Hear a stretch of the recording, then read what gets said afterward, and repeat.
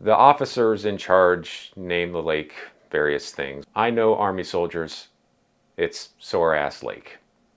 Previously on the Modoc War, the Modoc hands the US Army its worst defeat yet during the war at the Thomas Wright battlefield.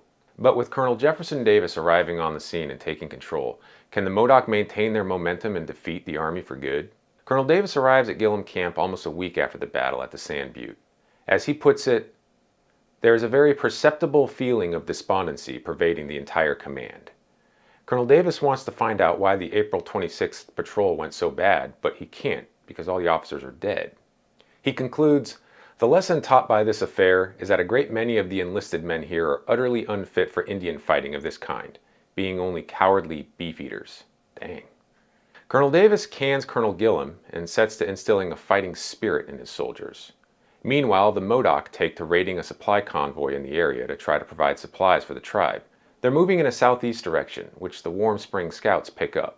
2 cavalry troops and a mounted artillery battery, along with some Warm Springs Scouts, are deployed to try to prevent the Modoc's escape. On the evening of May 9th, the patrol camps near what the troopers name Sore-Ass Lake, a dry lake bed with a line of bluffs to the north. The officers in charge name the lake various things. One of them names the lake Dry Lake, which is a dumb name.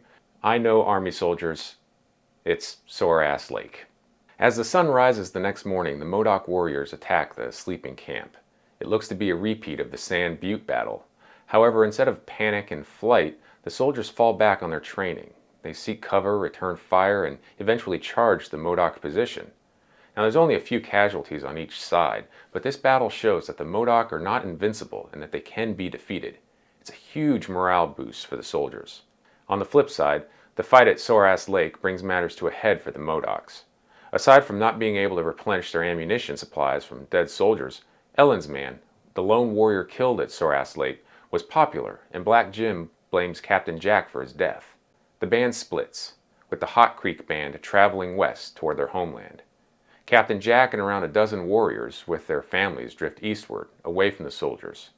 Colonel Davis also breaks up his force into smaller, more agile units that can quickly pursue the bands. The scouts find the Hot Creek Modocs trail, and on the 18th, units begin a miles-long pursuit of the band. The end is in sight, and on May 22nd, John Fairchild meets the Indians and coordinates their surrender. Over 60 Modoc men, women, and children are brought in. And here's where things get interesting. Among the warriors who surrender are Hooker Jim and Bogus Charlie.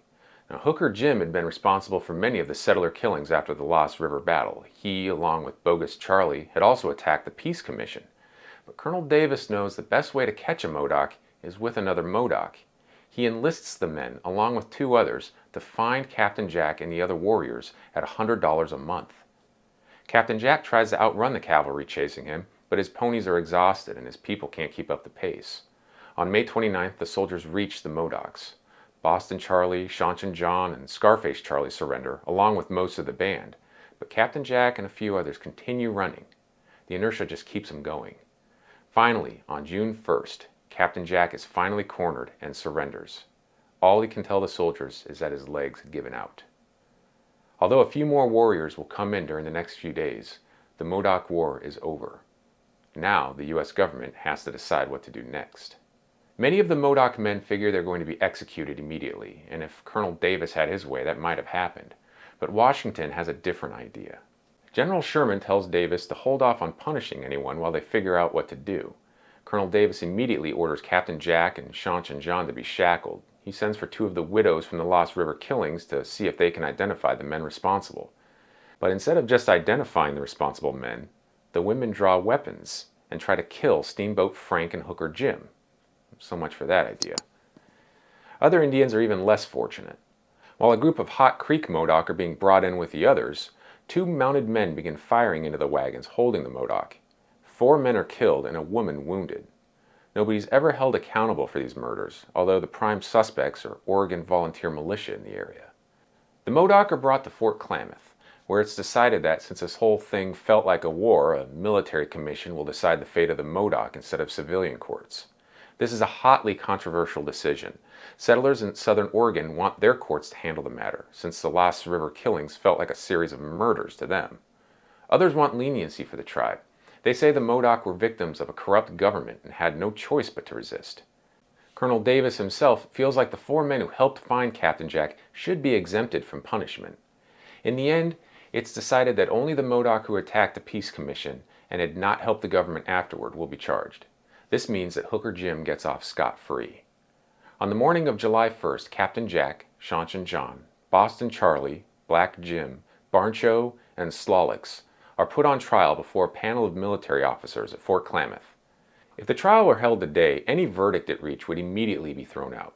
None of the defendants were provided with legal counsel, and although they are provided with expert interpreters, Frank and Toby Riddle, the prosecution's case relies heavily on the testimony of 2 eyewitnesses at the scene of the crime, Frank and Toby Riddle. Both Riddles testify about the attack on the Peace Commission. When it's his turn to testify, Captain Jack first mutters, "I cannot talk in these chains." Via Frank and Toby, he tells the officers how he had always imagined he would die fighting in battle, not being hanged. Jack explains to the court how his own warriors had insulted him and compelled him to act against the Peace Commission, and notes that some of those same men were now free and immune from prosecution. And this fact isn't lost on anyone. Years later, when describing these defectors, Frank and Toby's son would write, "There is, kind reader, human devils in all nations."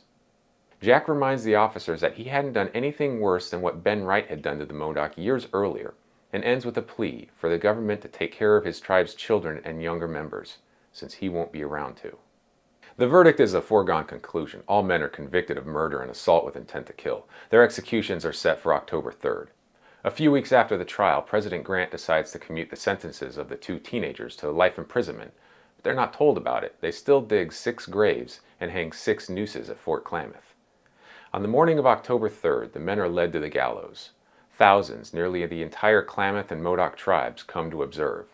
Frank and Toby's boy remembered Shaunch and John crying a little, but basically being told to man up by the other Modoc men. Then suddenly Barncho and Slolix are led away from the other condemned men. Captain Jack, Shaunch and John, Boston Charlie, and Black Jim are quickly executed by 10:30 a.m. Most of them is buried in nearby graves. I say most of them because following their executions, their heads are immediately severed and shipped to the Army Medical Museum in Washington, D.C. for examination. The remaining 39 men, 54 women, and 60 children of the renegade Modoc tribe are sent as far from their homeland as the Army can send them, Oklahoma. Life in the new country was hard for them there. Many of them die of sickness in the next couple decades. But the Modoc were still scrappy, and they adapt to their circumstances. Barncho would die of illness at Alcatraz, but Slolix survived and joined his tribe in Oklahoma after 5 or 6 years. In 1908, some of the tribe were allowed to return to their tribe's reservation in Oregon. Today, a large portion of the Modoc still live in Oklahoma, while a part of the tribe claims Oregon as their home. Despite his near death at their hands, Alfred Meacham never lost his affection for the Modoc people, and in particular for the woman who had saved his life. He worked tirelessly for their welfare, and publicized their story through a series of books. During the 1870s, he toured the country with the Riddles on a speaking tour, but money began to run low, and Toby became homesick. It was one of Meacham's books that popularized Toby among the general public as Wynema. Meacham would eventually die of a stroke in 1882. Before his death, he petitioned the government to provide something to Toby. He felt the government owed her for her assistance during the war. Finally, in 1891, the government awarded her a pension of $25 a month for the rest of her life for service rendered commission to the Modoc Indians. Frank and Toby Riddle settled on the Klamath Reservation. In honor of Colonel Davis's achievement in ending the war, they gave their son Charka the English name Jeff Davis Riddle. Like many of his people, his mother and father, his tribal chief, Jeff Riddle lived in a world with blurred cultural lines that we often reduce to easy-to-process caricatures in today's history books and movies. Back then, just like today, problems had multiple facets to them, and solutions were never as easy as we would like them to be. Now I'd like to hear from you. What thoughts do you have on the Modoc War? What questions do you have that need answering? Feel free to leave a comment, and if you've enjoyed this series or gotten anything out of it, please click the like button. Thank you.